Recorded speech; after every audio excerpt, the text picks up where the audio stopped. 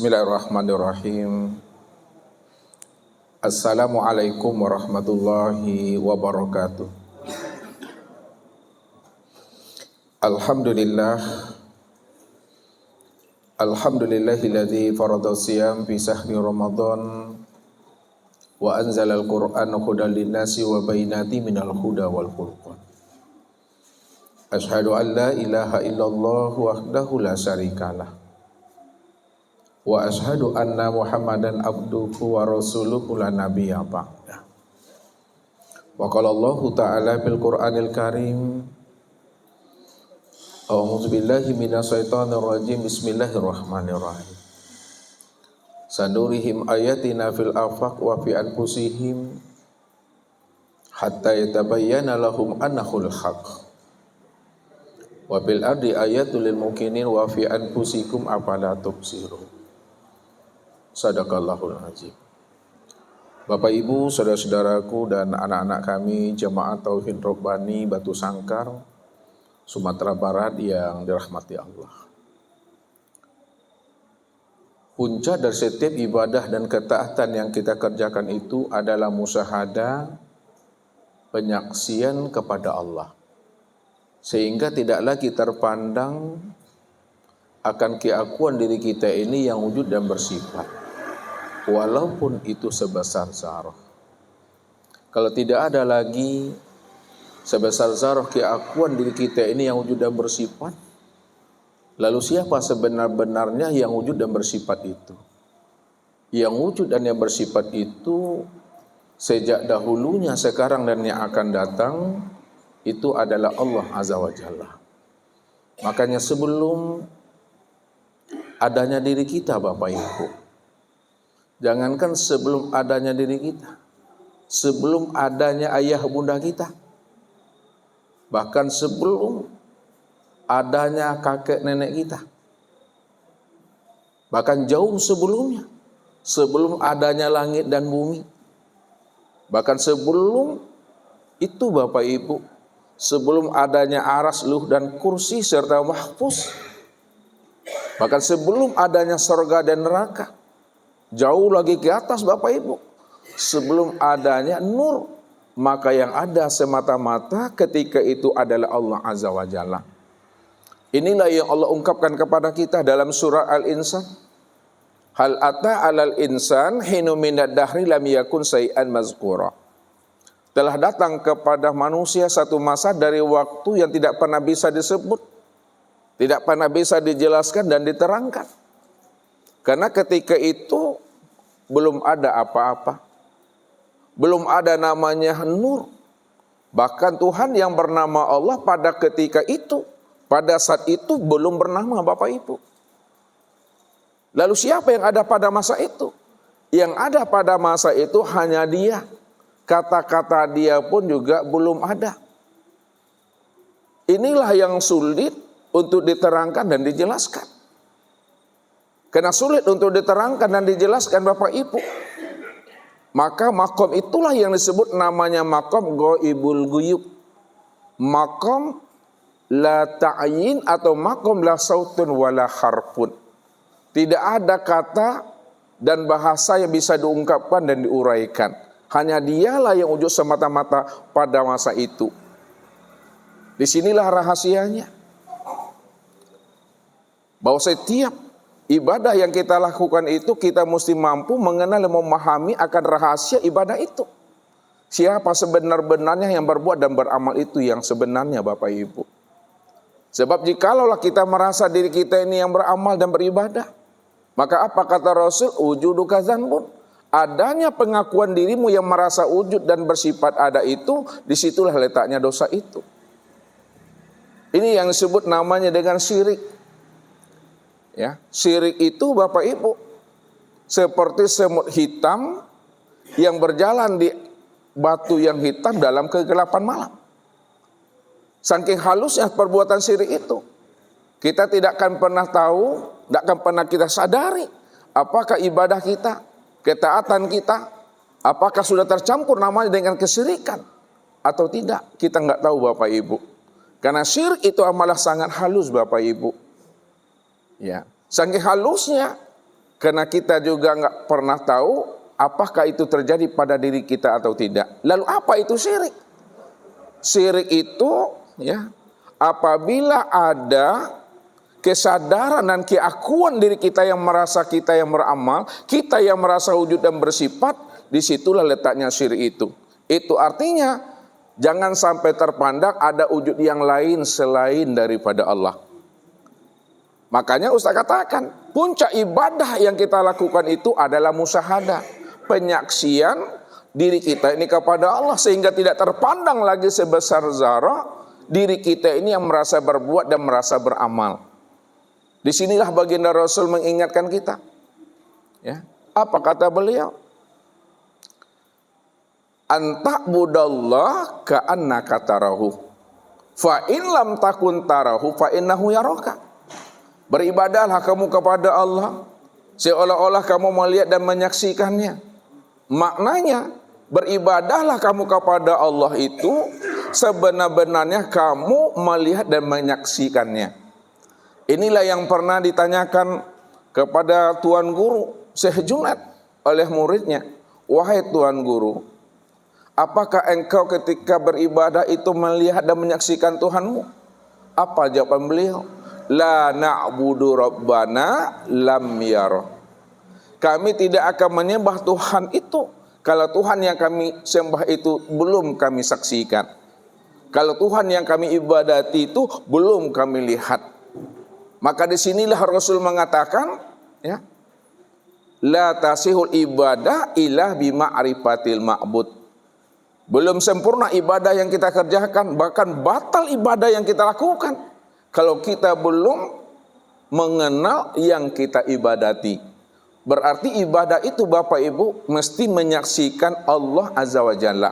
Karena Allah lah yang benar-benar wujud semata-mata. Disitulah Allah menjelaskan akan kewujudan dan ketunggalan dirinya. Qul huwallahu ahad. Katakanlah bahwa Allah itu adalah Esa. Esa itu adalah satu, tiada berbilang. Kalau dia adalah Esa, tunggal, satu dan tiada berbilang, itu maknanya hanya dialah satu-satunya. Kalau dia satu-satunya, tidak ada wujud yang lain selain daripada dirinya, Bapak Ibu. Ini Ustadz aja Bapak Ibu untuk berpikir Bapak Ibu. Ya. Kalaulah di dalam botol ini Bapak Ibu, ya, telah diisi namanya air bening, ya, air mineral. Pertanyaan Ustadz, kalau botol ini telah dipenuhi dan diisi namanya oleh air aqua atau mineral, bisakah Bapak Ibu menemui sesuatu yang lain di dalam botol ini selain daripada air aqua atau air mineral ini? Bisa Bapak Ibu menemui sesuatu yang lain selain air aqua atau air mineral di dalam botol ini? Tidak bisa. Apa sebabnya Bapak Ibu tidak mampu menemui sesuatu yang lain di dalam botol ini kecuali air mineral? Hah? Kenapa Bapak Ibu tidak mampu menemui sesuatu yang lain selain air mineral di dalam botol ini? Karena botol ini cuma isinya air mineral. Kalaulah botol ini isinya air mineral, tentu kita tidak akan pernah menemui sesuatu yang lain selain air mineral. Karena botol ini isinya air mineral. Ini maknanya Bapak Ibu. Kalau Allah itu adalah Ahad, Allah itu adalah Esa dan Tunggal, hanya Dia satu-satunya. Pertanyaannya, bisakah Bapak Ibu menemui sesuatu selain Allah pada seisi alam ini? Bisa atau tidak? Tidak bisa. Kenapa Bapak Ibu tidak bisa menemui sesuatu yang lain selain Allah pada sisi alam? Karena Allah cuma yang Esa, yang Tunggal semata-mata. Kalau Dia cuma yang Esa dan Tunggal semata-mata, maka sisi alam ini hanyalah Dia Bapak Ibu. Disitulah Allah menjelaskan ala innahu bikulli syai'in muhit. Ketahuilah Allah itu sudah meliputi sekalian alam, sudah meliputi sisi alam. Kalau Allah sudah meliputi seisi alam, maka tidak mungkin ada sesuatu yang lain yang terpandang dan terlihat bagi diri Bapak Ibu, melainkan hanya Allah lah semata-mata. Karena Dia cuma yang Esa dan yang Tunggal itu Bapak Ibu. Kalau dia cuma yang esa dan yang tunggal, hanya dia yang ada semata-mata seisi alam ini. Lalu seisi alam ini, apapun bentuk dan rupanya, apa sebutannya bagi Allah itu Bapak Ibu. Seisi alam ini, apapun bentuk dan rupanya, inilah yang disebut namanya dengan ainullah. Ini yang disebut namanya dengan wujudullah. Ini yang disebut namanya dengan hakikatullah. Wujudnya Allah, tempat memandang nyatanya akan diri Allah itu semata-mata. Tidak ada yang lain lagi selain daripada dirinya. Makanya Allah jelaskan, karena dia cuma yang ada semata-mata, dan segala yang wujud ini nyatanya akan dirinya. Apa kata Allah? Walillahil masyriq wal maghrib fa aina ma tuwallu fasamma wajhullah. Barat dan timur ini aku yang punya. Kemanapun kamu hadapkan wajahmu, ke barat dan ke timur, utara dan selatan, atas, bawah, kiri dan kanan, luar dan dalam, maka yang terpandang itu hanyalah wajahku. Yang terpandang itu hanya zat semata-mata. Karena dia sudah meliputi seisi alam ini lahir dan batin Bapak Ibu. Satu contoh Bapak Ibu, ini air aqua. Kita masukkan madu 3 sendok Bapak Ibu, lalu kita kocok. Nah, pertanyaannya, ya, apakah rasa manisnya madu di dalam air ini, di bagian atasnya, di bagian permukaan air, di bawahnya, di tengah atau kiri kanannya Bapak Ibu, atau di mana? Manisnya manisnya madu di dalam air ini, ya, ini udah kita kocok tadi, di atas ke rasa manisnya madu tadi, di tengah, di bawah, di kiri, di kanan, atau di mana? Meliputi Bapak Ibu. Ya, kenapa? Karena air madu itu, ya, sudah meliputi atas, bawah, kiri dan kanan. Berarti seluruh air mineral ini madu semuanya. Ya, manis semuanya karena sudah meliputi. Begitulah sebenarnya. Karena Allah itu adalah esa dan tunggal Bapak Ibu. Maka kewujudan Allah itu bikulli syai'in muhit. Kewujudan aku itu sudah meliputi seisi alam ini. Maka tidak ada yang tidak Allahnya yang terpandang pada diri dan di luar diri, di langit dan di bumi, atas, bawah, kiri dan kanan, luar dan dalam, zahir dan batin. Hanya Allah lah semata-mata di situ. Karena Allah itu bikulli syai'in muhit. Akan tetapi kesempurnaan memandang, melihat dan menyaksikan kewujudan Allah pada alam ini, kesempurnaan memandang wujud nyatanya Allah pada alam itu, sempurnalah pada diri Bapak Ibu ini. Disitulah Allah menjelaskan, inna rabbaka ahatta binnas. Sesungguhnya Rabbmu, aku ini, kata Allah, sudah meliputi akan diri setiap manusia itu. Kalau Allah sudah meliputi diri setiap manusia, maka tidak terpandang lagi diri Bapak Ibu. Kenapa tidak terpandang lagi diri Bapak Ibu? Karena diri Bapak Ibu itu sudah diliputi dengan kewujudan Allah Subhanahu wa ta'ala. Ini yang Ustaz kiaskan. Kalau besi dibakar Bapak Ibu, ya, sampai sesirah-sirahnya, semerah-merahnya, ketika besi itu telah diliputi oleh wujud api, maka hilanglah wujud besi, nyatalah wujud api itu Bapak Ibu. Kenapa? Karena wujud besi sudah diliputi oleh wujud api. Kalau Allah sudah meliputi seisi alam, Allah sudah meliputi akan diri kita ini, maka hilanglah wujud alam, hilanglah wujud kita. Maka nyatalah wujud Allah senyata-nyatanya dan seterang-terangnya. Kalau Allah yang wujud dan yang nyata senyata-nyatanya pada alam dan sempurna pada diri kita ini, maka siapa sebenarnya yang hidup itu? Siapa sebenarnya yang melihat, yang mendengar, yang berkata, yang mengetahui, berkuasa, berkehendak itu? Malaikat hanya Allah lah Bapak Ibu. Dialah cuma yang wujud dan dia pula lah sebenarnya yang hayat itu. Kalau dia yang wujud, dia yang hayat, maka yang melihat dan mendengar itu hanya dia. Yang berkata, mengetahui, berkuasa, berkehendak itu hanyalah dia. Lalu siapa kita ini yang sebenarnya? Makanya Allah jelaskan tentang rahasia diri kita ini, al insanu siri wasiri sifati wasifati la ghairi. Insan itu adalah rahasiaku, kata Allah. Ini hadis qudsi. Allah yang menjelaskan di situ. Insan itu adalah rahasiaku, rahasiaku itu adalah sifatku, dan sifatku itu tiada lain adalah aku, kata Allah. Jadi tidak ada siapa-siapa di situ. Tidak ada wujud yang lain di situ, melainkan hanya Allah semata-mata.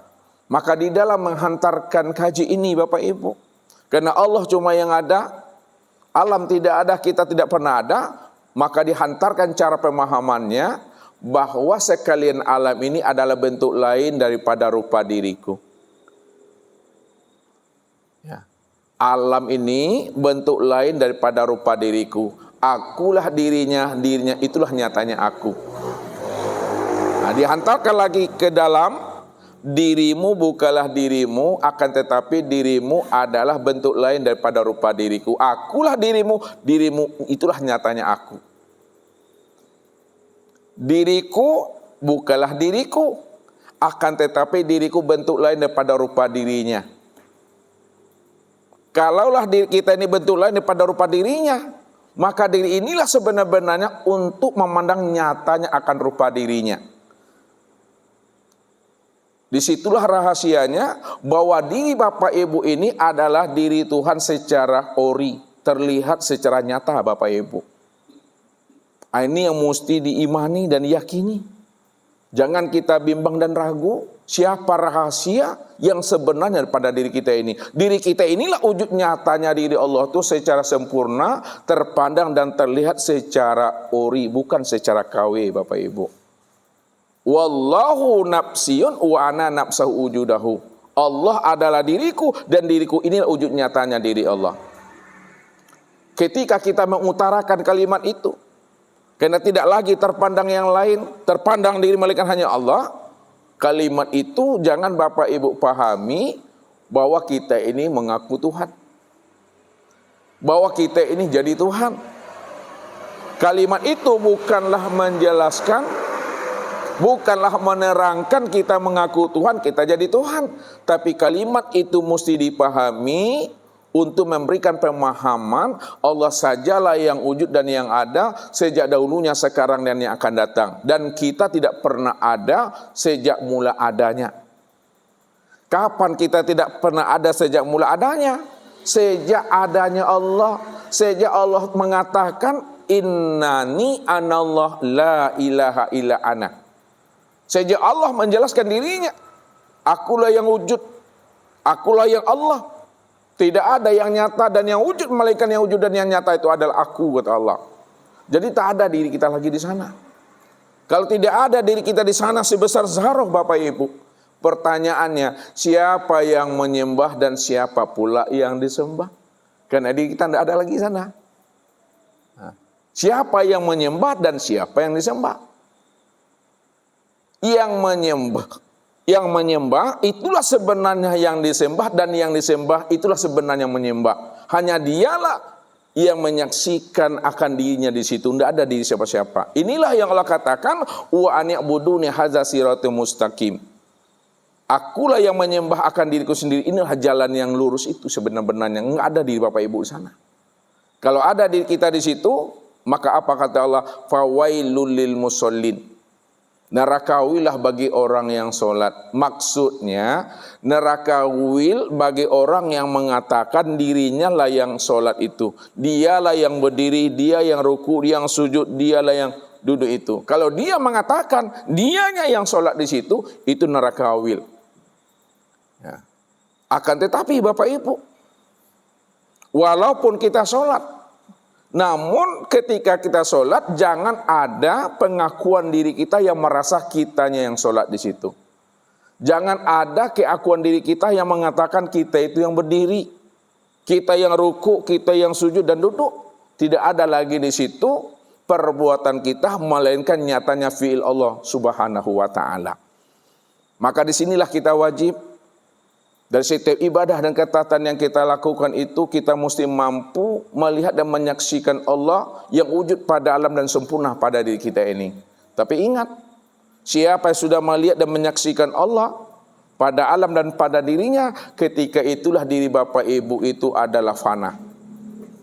Ketika itu diri Bapak Ibu itu adalah binasa.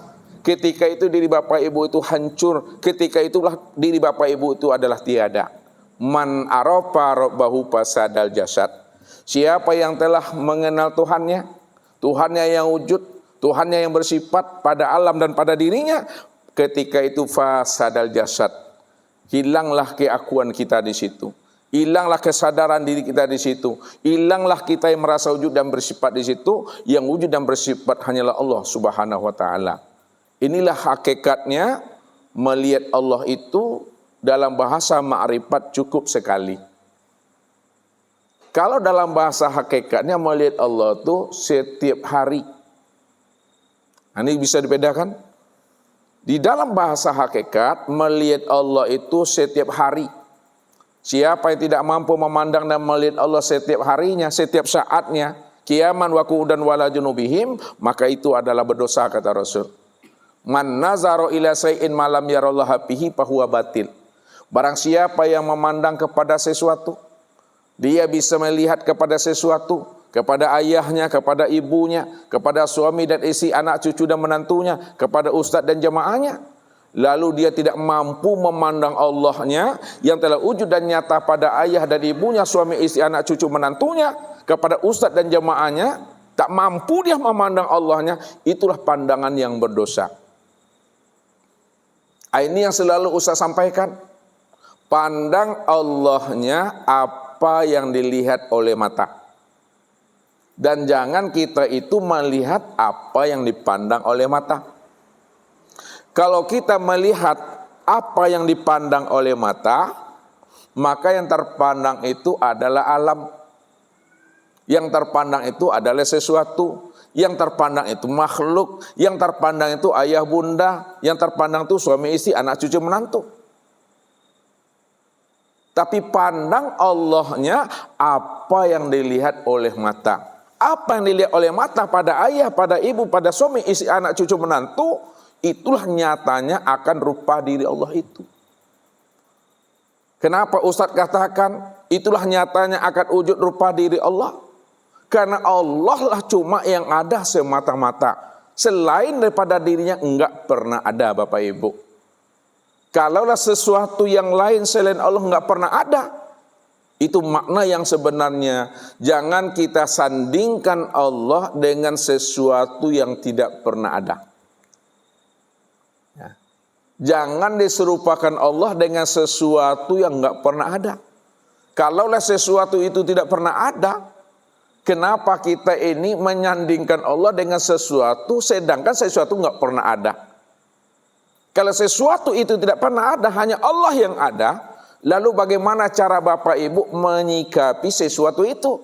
Sikapilah dengan pandangan batin, dengan pandangan hati, bahwa sesuatu itu adalah bentuk lain daripada rupa wujud dirinya. Ya. Sesuatu itu disikapi dengan pandangan basirah, bahwa sesuatu itu bentuk lain daripada rupa dirinya. Karena dia yang ada, maka segala yang ada itulah wujud nyatanya diri Allah. Ini yang disebut namanya wahdatus syuhud dan wahdatul wujud. Wahdatus syuhud itu pandangan yang satu. Pandangan yang satu itu kita mesti mampu memandang Allah pada segala yang ada ini. Bahwa segala yang ada ini, inilah wujud nyatanya akan rupa diri Allah. Walaupun bentuknya berbeda, wujudnya yang lain, tapi hati Bapak Ibu mesti mampu memandang Allahnya dari semua yang ada ini. Contoh, ini contoh lagi Bapak Ibu. Ini kita anggap gelas kaca. Dari kaca ini menjadi gelas. Kaca menjadi piring. Kaca menjadi cangkir. Ya, kaca menjadi mangkok. Ya. Pertanyaan Ustadz, ya. Ketika Bapak Ibu memandang gelas, memandang piring, memandang cangkir, memandang mangkok, yang terpandang apanya yang terpandang pada piring, pada gelas, pada mangkok, pada cangkir? Kaca. Kalau yang terpandang itu kaca, pertanyaannya, lalu piring, gelas, mangkok, cangkir itu apa bagi kaca? Itulah yang disebut namanya wujud kenyataan daripada rupa kaca itu yang sebenar-benarnya. Inilah yang disebut namanya dengan wahdatus syuhud, memandang itu kepada yang satu. Artinya yang satu itu, pandanglah Allahnya yang wujud dan yang nyata pada segala rupa ini. Bahwa segala bentuk dan rupa itulah wujud nyatanya akan rupa diri Allah itu. Ini yang disebut namanya dengan wahdatus syuhud. Lalu bagaimana pula dengan wahdatul wujud? Ketika kita memandang wujud gelas, wujud piring, wujud cangkir, ya, wujud mangkok, yang terpandangnya wujud apa yang terpandang di situ, Bapak Ibu? Yang terpandang juga wujud kaca itu. Ini yang disebut namanya wahdatul wujud dan wahdatus syuhud. Itu Allah Subhanahu wa taala. Maka dari setiap gerak dan gerik kita ini mesti mampu kita memandang Allahnya, ya, Dialah yang wujud dan Dia yang bersifat.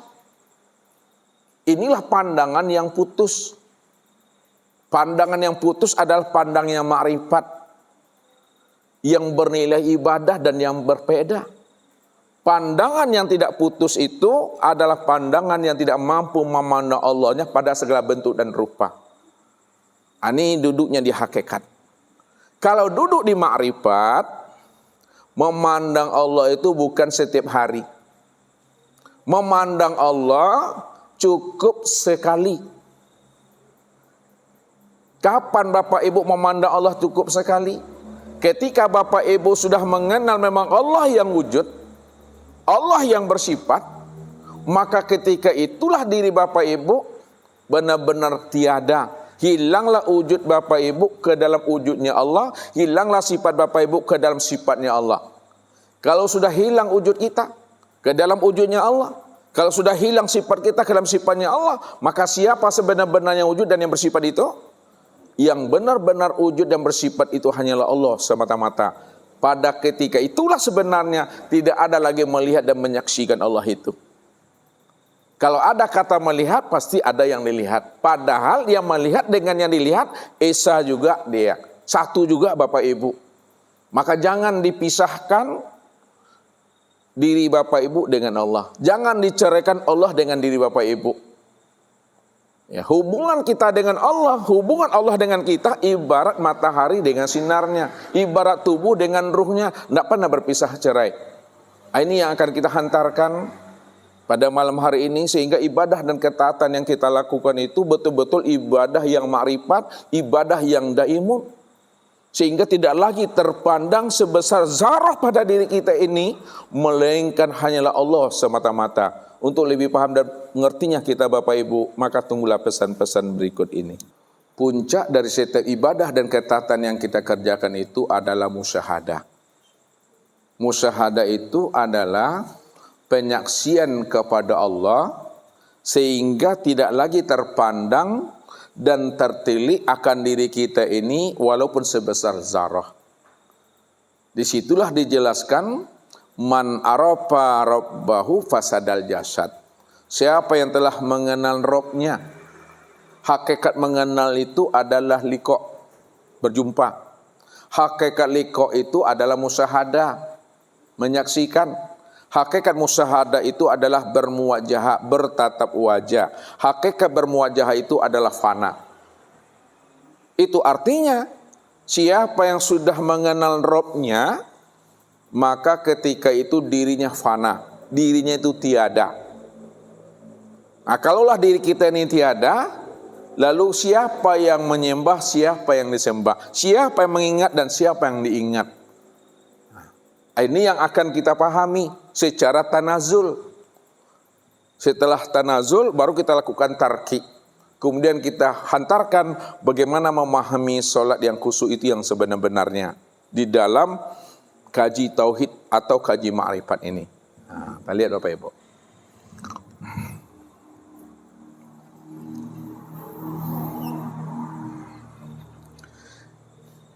Apa yang Bapak Ibu lihat tuh? Apa itu? Bule kosong. Nah, ya, jadi kalau kita bicara kosong, kita sebenarnya berbicara tentang Tuhan. Ya. Jadi kosong, tiada, hampa, jangan Bapak Ibu pahami tidak ada. Ya. Yang kosong, yang hampa itu, itulah wujud yang sebenar ada. Cara penyampaian kajinya, bahwa segala yang ada ini hakikatnya tidak ada. Dan yang tidak ada itulah wujud yang sebenar ada. Kalau Bapak Ibu benturkan dengan rasio, Bapak Ibu benturkan dengan akal pikir, mungkinkah yang ada ini berasal daripada tidak ada? Ibu, sambil menerangkan, sambil mengevaluasi. Secara rasio nih, mungkinkah yang ada ini berasal daripada yang tiada? Tidak mungkin. Lalu yang mungkinnya bagaimana menurut Ibu? Yang masuk akalnya yang bagaimana? Berasal dari yang tiada. Apa Pak? Coba yang mungkinnya yang bagaimana? Yang ada itu dari tiada. Ini pertanyaan Ustaz tadi. Kata Ustaz tadi bahwa segala yang ada ini, segala yang wujud ini berasal daripada tiada. Pertanyaan Ustaz, masuk akalkah menurut Bapak Ibu? Mungkinkah menurut Bapak Ibu bahwa yang ada ini berasal daripada yang tiada? Halo? Mungkin atau tidak? Tidak mungkin secara rasio, tak mungkin. Kalau tidak mungkin, yang mungkinnya menurut akal itu bagaimana nih? Yang mungkinnya yang masuk akal itu yang bagaimana?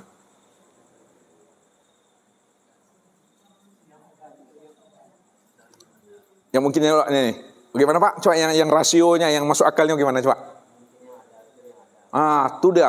Yang masuk akal, yang mungkin itu bahwa segala yang ada ini berasal dari yang ada. Tak mungkin yang ada ini berasal daripada tiada. Yang masuk akal itu segala yang ada ini berasal daripada yang ada. Yang satu memandangnya secara hakikat, yang satu memandangnya secara syariat. Kita lihat. Secara hakikat, ya, bahwa segala yang ada ini berasal daripada tiada. Jangan titik tuh, koma. Segala yang ada ini berasal daripada yang tiada, dan yang tiada itulah wujud yang sebenar ada. Wujud yang sebenar ada itu adalah Allah Azza wa Jalla. Satu. Yang kedua, secara syariat. Segala yang ada ini berasal dari yang ada. Dan yang ada itu adalah wujud yang si maha ada. Wujud yang si maha ada itu adalah Allah Azza wa Jalla. Benar nggak Bapak Ibu kedua-duanya itu? Benar. Cuma yang satu cara penyampaiannya secara makna hakikat, yang satu lagi penyampaiannya secara makna syariat. Jadi yang tiada ini jangan dibilang tidak ada. Yang tiada inilah wujud yang sebenar ada dia. Dan wujud yang sebenar ada itu adalah Allah Azza wa Jalla. Lihat. Lihat tangan Ustaz nih. Nih, dari kosong, dari tiada. Ada atau tidak? Pertanyaannya, yang satu ini asalnya dari mana tadi? Yang kosong. Pertanyaannya, kalau yang satu ini berasal dari kosong, yang tiada ini, yang satu ini ada atau tidak? Secara hakikat tidak ada. Lalu yang sebenar ada yang mana? Yang kosong inilah yang sebenar ada. Kenapa? Karena yang satu ini asalnya daripada yang kosong. Kalau yang satu ini asalnya daripada yang kosong inilah wujud yang sebenar ada. Makanya Ustaz sampaikan secara logika. Nah, ini saja logika nih, rasio lagi untuk mengantarkan kaji ini secara tanazul. Ini ada atau tidak? Mik ini ada? Ada. Bisa dilihat? Nah, sekarang kalau ini ada bisa dilihat, Ustaz letak di sini. Bapak Ibu bisa lihatnya lagi? Apakah dia tidak ada? Nah, apakah dia tidak ada? Ada. Kalau dia ada, kenapa tidak terlihat sama Bapak Ibu? Hah? Kalau dia ada, kenapa tidak terlihat sama Bapak Ibu? Karena dia belum menampakkan diri. Kapan dia bisa dilihat oleh Bapak Ibu? Ketika ini menampakkan dirinya. Ya. Allah itu ya wujud, Allah itu ada, Allah itu nyata, Allah itu terang dan jelas. Kalau Allah itu wujud, ada, nyata, terang dan jelas, kenapa kita belum mampu memandang dan melihatnya? Kita belum mampu memandang dan melihatnya karena dia belum mentajalikan dirinya. Nah, ini. Ya, dia belum mentajalikan dirinya. Tajali itu apa artinya, Daniel? Tajali, enggak tajala. Belum menampakkan dirinya, belum menzahirkan dirinya. Ya. Kapan dia bisa dilihat? Kapan dia bisa dipandang? Kapan dia bisa dijelaskan? Kapan dia bisa dibicarakan? Dia baru bisa dijelaskan, diterangkan, dibicarakan ketika dia telah mentajalikan dirinya. Disinilah Allah bercerita di alam nazarnya. Alam nazar itu alam apa artinya tuh Pak Jo? Alam nazarullah itu alam apa namanya? Alam nazarullah itu alam pikir Allah. Alam pikir Allah. Ya, apa kata Allah di alam pikirnya nih? Kuntu kanzan mahfiyan wa ahbabtu an u'rafa wa khalaqtul khalqa liya'rifani. Aku adalah perbendaharaan yang tersembunyi, lalu aku ingin dikenal. Karena aku ingin dikenal, maka aku ciptakan sesuatu dari diriku sendiri. Jadi Allah menciptakan sesuatu bukan di luar dirinya. Aku ciptakan sesuatu itu dari diriku sendiri.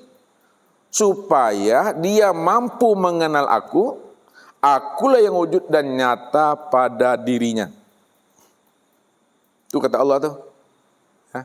Aku ingin dikenal, siapa aku yang sebenarnya, maka aku ciptakan sesuatu dari diriku, supaya yang aku ciptakan itu, dia mampu mengenal aku, akulah yang wujud dan nyata pada dirinya.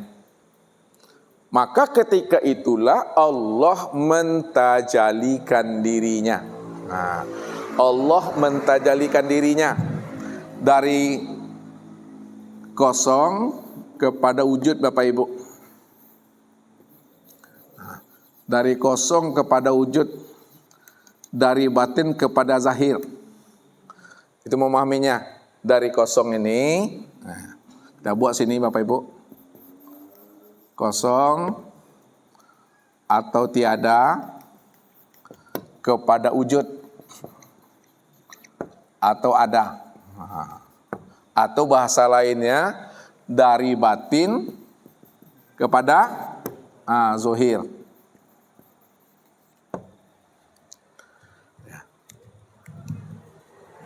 Karena Allah ingin dikenal, maka dia menzohirkan dirinya. Dia mewujudkan dirinya, dia menampakkan dirinya.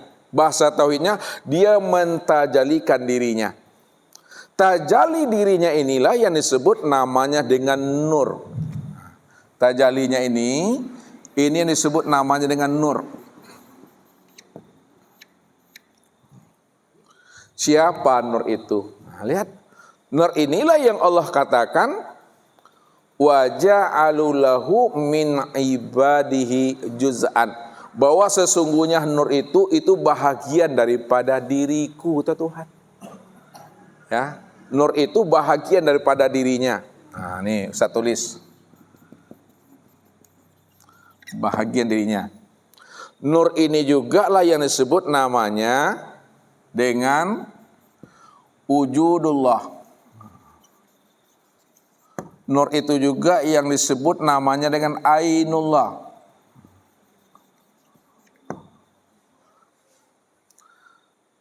Nur ini pula yang disebut namanya dengan hakikatullah.